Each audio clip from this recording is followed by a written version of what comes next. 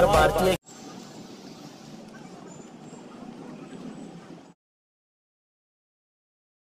केंद्र शासनाने काही दिवसापूर्वी संसदेमध्ये देशातील सर्व वाहन चालक यांच्याविषयी एक कळत असा नियम लागू केला, संसदेमध्ये पारित केला, हिट अँड रन या नावाने।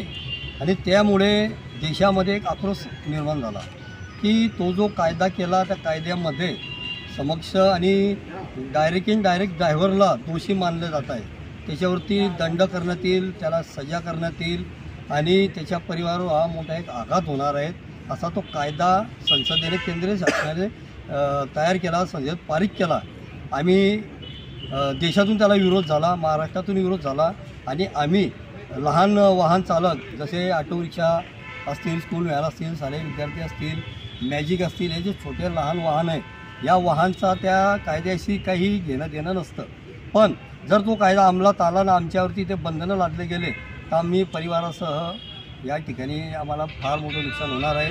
म्हणून आज ऑटो रिक्षा चालक मालक संयुक्त कृती समितीच्या वतीने राज्यभर निषेध व्यक्त केला जातो आहे, आंदोलन केले जात आहेत, निवेदन केले जात आहेत व प्रत्येक जिल्हाधिकारी, तहसील कचेरी, प्रांत कार्यालय यामार्फत या आपल्या केंद्र शासनाचे केंद्रीय गृहमंत्री माननीय अमित भाई शहा यांना आज आम्ही जिल्हाधिकाऱ्यांच्या मार्फत एक निवेदन, लेखी निवेदन पाठवलेलं आहे।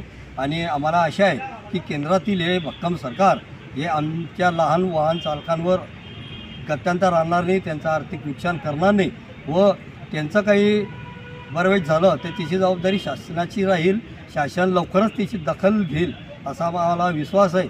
व हा जो कायदा आहे हा लवकरात लवकर रद्द करावा, तो आम्हाला लागू होत नाही।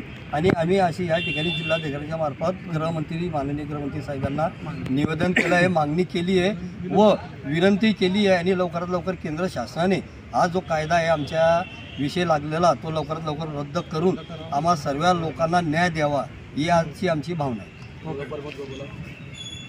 एकजुटीचा